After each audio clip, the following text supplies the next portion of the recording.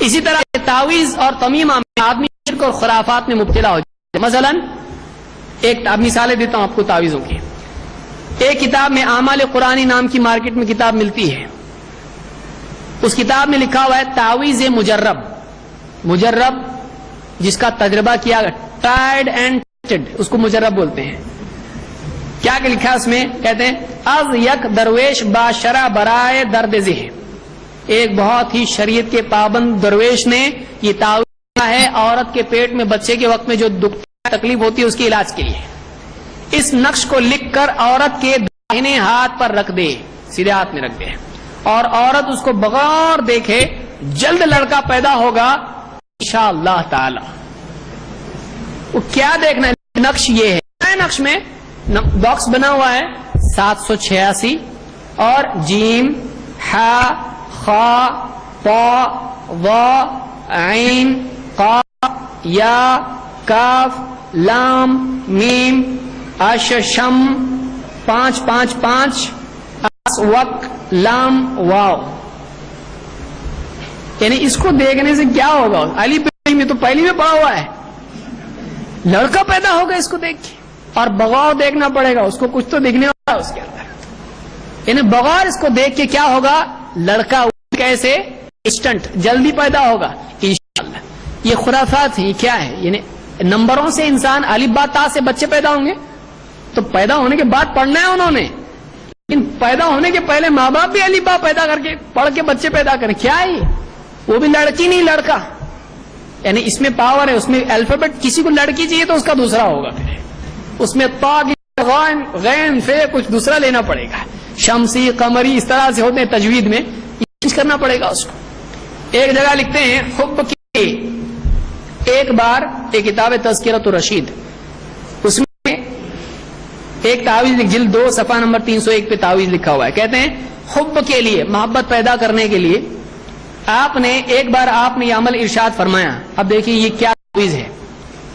کہتے ہیں بسم اللہ صلی اللہ مصر محمد ہاتھ تیل منہ چکنا بیٹھوں سر ڈھاؤں تھک باندھوں ٹھا کر باندھوں باندھوں سگرا گاؤں میرا جمن جتی یوں کہے منموہن میرا ناؤ بحق لا الہ الا اللہ محمد رسول اللہ صلی اللہ علیہ وسلم. کیا ہے؟ پھر سے پڑھ رہا ہوں ایک بار, سماعت فرمائے اس کو. کیا ہے؟ شروع ہو رہا بسم اللہ پہ, ختم ہو رہا لا الہ الا اللہ محمد رسول اللہ صلی اللہ علیہ وسلم پہ, لیکن بیچ میں کیا ہے؟ بیچ میں کیا ہے؟ کیا ہے؟ بسم اللہ صلی اللہ, وہ بھی علیہ وسلم بھی نہیں اس میں, صلی اللہ پسر محمد ہاتھ تیل تیل منہ چکنا بیٹھوں سر ڈھاؤ تھک باندھوں ٹھا کر باندھوں باندھوں سگرا گاؤں میرا جمن. اس کا نام اگر جمن رکھ دیا جائے پسند کرے گا؟ اللہ کو پکارا, اللہ سے مدد. جمن جتی کیا ہے؟ میرا میرا جمن جتی کیا ہے؟ میرا جمن جتی یوں کہے منموہن. آپ ہی نے پرائم منسٹر کا نام ہے منموہن. یہ کون سی زبان؟ عربی ہے, ہندی ہے. منموہن میرا کدھر ہے؟ جمن وہ سب نام چن چن کے لیے ہوئے ہیں. جمن میرا ناؤ بحق, پھر اینڈ میں واپس شریف بحق لا الہ الا اللہ محمد رسول اللہ صلی اللہ علیہ وسلم. ایک بار 41 بار پڑھ کر صبح شام زبان سے ہی نکلنے لگا. اگر 41 بار پڑھے گا تو 41 بار پڑھ کر عطر پر دم کرے اور اس عطر کو دونوں انگوٹھوں کے ناخن پر لگا کر اپنی ابروؤں پر پھیر لے اور مطلوب کے سامنے جائے, انشاءاللہ اس کے قلب میں محبت پیدا ہوگی. یعنی جس کے بھی دل میں محبت نہیں ہے اس کے لیے میرا جمن جتی منموہن کے منموہن ہو جائے, اس کے من کو کیا کرے؟ موہ لے, منموہن بن جائے وہاں جا کے. کیا ہے یہ مسلمان ہے, اسلام میں ہے ایسا. اللہ تعالیٰ قرآن کریم میں فرماتا ہے ان الذین آمنوا وعملوا الصالحات سیجعل لهم الرحمن ودا.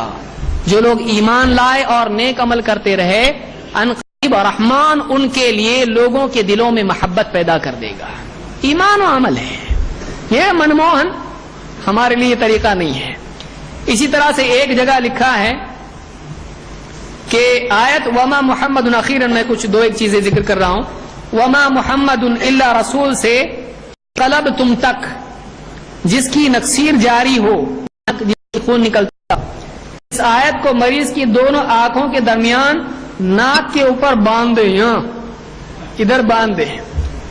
اگر کسی عورت کا خون جاری ہو جاوے، یعنی عورت کو حیض بہت آتا ہو یا اس کا استحاضہ ہو، خون جاری ہو جاوے، تو اس آیت کو 3 پرچوں پر لکھے.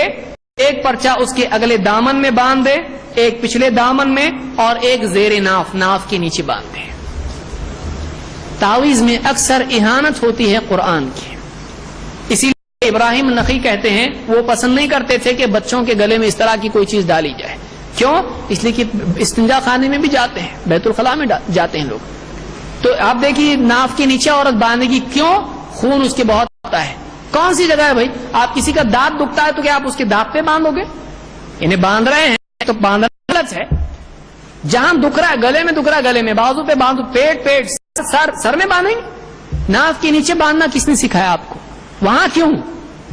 یعنی وہاں باندھنے سے ہوگا، اور کہیں اور تکلیف انسان کو ہو جائے گھٹنوں میں تو گھٹنے میں باندھیں گے آپ. تو اس طرح سے یہ قرآن کی بے حرمتی اس میں ہے. اسی طرح سے بچے کا درد ہونا، بچہ ہونے کا درد، اس کے بارے میں تعویذ کہتے ہیں شاید ایک پرچے پر لکھ کر پاک کپڑے لپیٹ کر عورت کی بائیں ران باندھے یا شیرینی پر پڑھ کر اس کو کھلاوے، انشاءاللہ تعالی بچہ آسانی سے پیدا ہوگا. بائیں ران میں یہ آیت باندھیں گے. آپ بتائیے بائیں ران کون سے وقت میں؟ جب عورت کے بچے کی تکلیف اس کو ہوتی کتنی نجاست والا معاملہ ہوتا ہے، پاکیزگی بڑی مشکل ہوتی ہے اس کے لیے. اس وقت میں کہاں باندھنا ہے؟ بائیں ران میں، لیفٹ تھائی میں اس کو باندھنا ہے. کون سی آیت ہے؟ اذا السماء انشقت واذنت لربها وحقت واذا الارض مدت والقت ما فيها وتخلت واذنت لربها وحقت. تعویذ کہاں باندھا جائے گا؟ عورت کے بائیں ران میں. اس وقت عورت کے کپڑے پہننا مشکل ہوتا ہے. اور آگے یہ بہشتی زیور میں لکھا ہوا ہے صفحہ نمبر 553 پر. اسی طرح سے حاشیہ رد المختار میں کیا لکھا؟ جلد نمبر 1 صفحہ نمبر 226 پر. یہ تو بہت زیادہ حد ہو گئی اس میں. کہتے ابن عابدین کہتے ہیں وقدا اختارہ صاحب الہدایہ فی التجنیس، یہی اختیار کیا ہے قول صاحب ہدایہ نے اپنی کتاب التجنیس میں. کیا ہے؟ فقال لو رعف فكتب الفاتحہ بالدم على جبهته وانفه جاز للاستشفاء. اگر کوئی آدمی اس کو ناک میں سے خون بہتا ہو، اگر وہ خون سے، اسی خون سے پیشانی پر سورۃ الفاتحہ لکھ دے، اور تو اس کے لیے کیا ہے؟ شفا کے لیے ایسا کرنا جائز ہے. یہ وہی لوگ ہیں جن کے نزدیک خون کیا ہے؟ نجس ہے. اگر خون سے وہ لکھتا ہے پیشانی کے اوپر سورۃ الفاتحہ تو جائز ہے شفا کے لیے. بلکہ کہتے ہیں وبالبول ایضا ان علم فیہ شفاء لا بأس به، بلکہ اگر یقین ہو جائے کہ پیشاب سے لکھنے سے شفا ہو سکتی ہے تو پیشاب سے بھی لکھا جا سکتا ہے. واللہ یہ کتاب میں لکھا ہوا ہے کہ اگر پیشاب سے یقین ہو جائے، سورت کو مسلمان بولے گا یہ کہ لکھ رہے ہیں وبالبول ایضا ان علم فیہ شفاء لا بأس به. خون سے تو خون سے، پیشاب سے بھی سورۃ الفاتحہ لکھنا اگر معلوم ہو جائے کہ شفا ہو سکتی. پہلی مرتبہ کسی کو ٹرائی تو کرنا پڑے گا نا، پہلے سے تو معلوم نہیں قرآن و سنت میں، تو پہلے ٹرائی کرنے کے بارے میں کیا دلیل ہے کہ اگر اس سے شفا ہوتی تو ایسا بھی کر سکتے؟ کون مسلمان کرے گا؟ یہ تعویذ گنڈوں کی مصیبت ہے. اگر آدمی اس میں پڑے بہت دور نکل سکتا ہے. اس لیے ہمارے لیے یہ چیز کافی ہے. ہمارے نبی صلی اللہ علیہ وسلم نے ہم کو یوں ہی بے یار و مددگار چھوڑا نہیں ہے. ہم کو زندگی کے تمام مسائل کے سلسلے میں بتایا ہے. ہم کو دعائیں کافی ہیں جو اللہ کے رسول صلی اللہ علیہ وسلم نے کھائی ہیں، اور اگر اس میں ہم کو فائدہ نہیں ہوتا ہے ہماری کمزوری کی وجہ سے تو ہم کو مر جانا پسند ہے، لیکن ایسا علاج ہم نہیں کریں گے، کیونکہ مرنے سے جہنم میں نہیں جائے گا لیکن شرک سے آدمی جہنم میں جائے گا. اللہ تعالیٰ مسلمانوں کو سمجھتا فرمائے اور دین کا صحیح علم حاصل کرنے کی توفیق